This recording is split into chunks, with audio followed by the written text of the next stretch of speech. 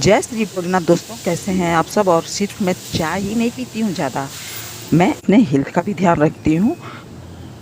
आगे बताती हूँ कि मैं कैसे रखती हूँ अपने हेल्थ का ध्यान, और खाती भी हूँ। यहाँ पर देखिए बन रहा है, आप लोग समझ गए होंगे। आप लोग भी पीते हो हैं कि नहीं पीते हैं, ज़रूर बताइएगा। ये है दूध वाली, हल्दी वाली दूध। और यहाँ पर एकदम प्योर जो गाँव का देसी गुड़ होता है वो है। इस गुड़ के बारे में मैं थोड़ी सी जानकारी आप लोगों को दूंगी, अपने बचपन के बारे में बताऊंगी। बचपन में ये दूध कैसे क्या, गुड़ की कहानी थोड़ी सी बताऊंगी, जो हमारे उन दिनों की है, जो हम लोग बहुत गांव में रहते थे और इसका सेवन करते थे, ये खाते थे हम लोग, इस पीते थे, किस तरह से खाते पीते थे वो बताऊंगी। और ये हल्दी वाली जो दूध है ये यहाँ उबल रही है। ये मेरा किचन, जो कि मैंने एक स्टैंड मंगाया हुआ है, उस पर मैं सब सामान रख दी, तो थोड़ा सा खाली लग रहा है सेल्फ, और मेरे लिए अच्छा भी लग रहा है, थोड़ा सा और अच्छा साफ़ सुथरा लग रहा है। और यहाँ मैंने हल्दी वाला दूध छान लिया, इसमें मैंने थोड़ा सा गुड़ डाला था, जो कि एकदम देसी गुड़ है। और यह हल्दी, जो कि कच्ची हल्दी, इसको मैंने अच्छे से खौला लिया था। अब ये कप ये गरम-गरम हो गया है, मेरे स्वास्थ्य के लिए अच्छा है। सबका ध्यान रखने के साथ-साथ अपना भी ध्यान रखना बहुत ही ज़रूरी है, बहुत ज़रूरी है। हल्दी वाला दूध ठंडी में तो पीते ही रहना चाहिए। मैं कभी-कभी मैं गर्मी में भी पी लेती हूँ, जैसा अपना स्वास्थ्य रहे उस हिसाब से। एक हल्का गर्म पानी, जो कि मॉर्निंग के टाइम मैंने हल्का गर्म पानी करने के चक्कर में थोड़ा ज़्यादा गर्म हो गया, फिर बाद में मैंने उसको ठंडा मिला के नॉर्मल कर लिया। और ये फूल जो कि मेरे गार्डन में थोड़ा सा जो बाहर में पौधा लगा हुआ है उसमें लगाया हुआ है, मेरा मन खुश हो जाता है एकदम इसको देख के, जब ये खिलता है फूल और मुझे भगवान जी की पूजा के लिए मिल जाता है सुबह सुबह, तो मेरा मन एकदम खुश हो जाता है। चलिए मैं आप लोगों को बाहर का सीन दिखाती हूँ, बाहर एकदम फटाफट चलिए आइए देखिए। ये मॉर्निंग का टाइम है और अभी मैंने पूजा नहीं किया है। मैंने आप लोगों को फूल दिखाया, वो मेरे डाइनिंग टेबल पर रखा हुआ है, अभी मैंने पूजा नहीं किया हुआ है। और सुबह का टाइम है, मैं यहाँ से लेके चल रही हूँ आप लोगों को अंदर, जहाँ की ये तो मौसम का हाल है। मौसम तो बहुत ही अच्छा है, देखिए फूल कहीं कहीं खिला भी है, जो कि तोड़ा नहीं गया है, जितना ज़रूरी था उतना हो गया है। और ये अभी भी बिस्तर फैला ही पड़ा है, क्योंकि ज़्यादा देर नहीं हुआ है सोकर उठ के। और ये गेहूँ रखा हुआ है यहाँ पे, मैं आप लोगों को थोड़ा सा दिखाई, थोड़ा ही दिख पाया है, उसको भी अभी साफ़ करना है। ये सब मॉर्निंग का चल रहा है हिसाब। और हेल्थ का जो मैंने बात किया कि हेल्थ का भी ध्यान रखना है, तो मैंने दाल को तो पकने के लिए भिगा कर रख दिया कि अभी उसको पकाऊंगी, भीगा रहेगा तो अच्छे से पक जाएगा। और फिर पपीता यहाँ पे रखा हुआ, मैंने सोचा कि इसको काट के रख देती हूँ, जब ज़रूरत लगेगा मैं नहा वहा कर आऊँगी, नहा कर पूजा कर कर, फूल तो मैंने रखा हुआ था, पूजा करके आऊँगी तो इसको खाऊँगी। स्वास्थ्य पर थोड़ा ध्यान देना ज़रूरी है।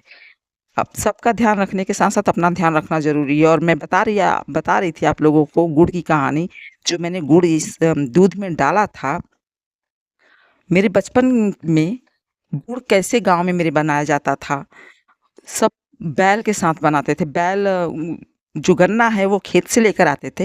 ये स्टोरी मैं बता रही, थोड़ा-सा बहुत इंटरेस्टिंग है। जो गाँव से जुड़े लोग होंगे और जो गाँव के लोग होंगे, जो ये सब देखे होंगे, उनको पता चल जाएगा पूरी तरह से कि मैं क्या बता रही हूँ, उनको भी याद आ जाएगा। और गाँव में गन्ने की खेती होती थी, तो उसकी कटाई होती थी, ख़ास तौर पे ठंडी के सीज़न में किया जाता था काम। अक्सर ठंडी के सीज़न में किया जाता था, क्योंकि जब इसको पकाते हैं तो बहुत ज़्यादा हीट के पास बैठना पड़ता है, चूल्हे के पास बैठना पड़ता है, तो पूरी पूरी रात और दिन बैठकर जो काम करने वाले हैं वो सब करते हैं, तो उनको ठंडी के सीज़न में इसका असर कम पड़ता है। उनके शरीर का भी, उनको भी गर्माहट मिल जाता है और गुड़ वाला काम भी हो जाता है, क्योंकि गुड़ का रस रहता है, उसको गुड़ बनाने में और काफ़ी पकाना पड़ता है रस को। तो गन्ने को लेकर आते थे काट कर, फिर उसकी पेराई होती थी। गाँव के दरवाजे पर, कोई अपने दरवाजे पे करता था, कोई अपना मशीन लगाया है, जैसे फार्म हाउस है वहाँ पे करता था, तो उसकी पेराई करा के रस निकालता था। ये देखिए मैंने ये पपीता काट लिया है, अब इसका नहाने के बाद ये खाया जाएगा।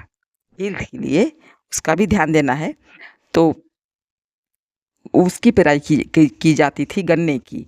फिर गन्ने को एक बड़े से कढ़ाई कढ़ाई में रस को उबाला जाता था, तब तक उबाला जाता था जब तक गुड़ न बन जाता था। उसका गाढ़ा जैसे गोला बना सके, भेली बना सके, उसका लड्डू टाइप बना सके, तब तक उबाला जाता था। तो इसके जो जितने भी फॉर्म होते हैं, ये जो मैंने दाल अभी भिगाया था ना, उसको रख दिया था पकने के लिए। इसके देखिए झाग निकाल दे रही हूँ ताकि ये नुकसान ना करे। इसको झाग निकालने के बाद इसमें हल्दी और नमक डालूंगी, फिर उसके बाद ढक्कन लगा दूंगी, तो जल्दी पक जाएगा, क्योंकि मैंने इसको आधा से 1 घंटा पहले ही भिगा दिया था दाल को। पक जाता है अच्छे से। और इसमें अरहर और चने की दाल पड़ी हुई है।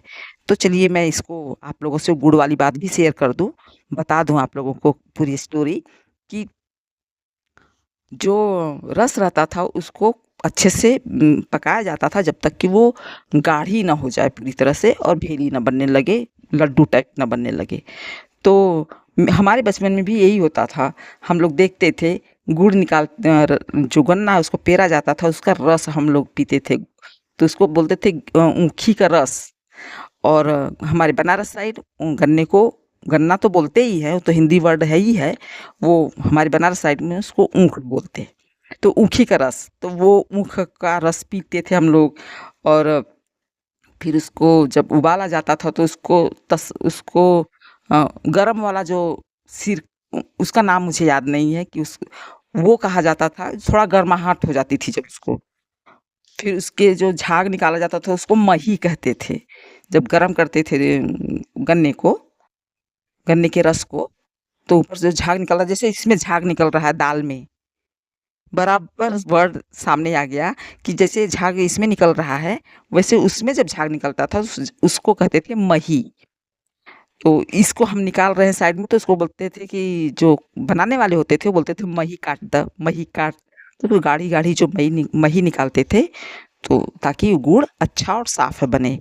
फिर उसके बाद वो थोड़ा गाढ़ा बनता था, कभी छोटा बन जाता था।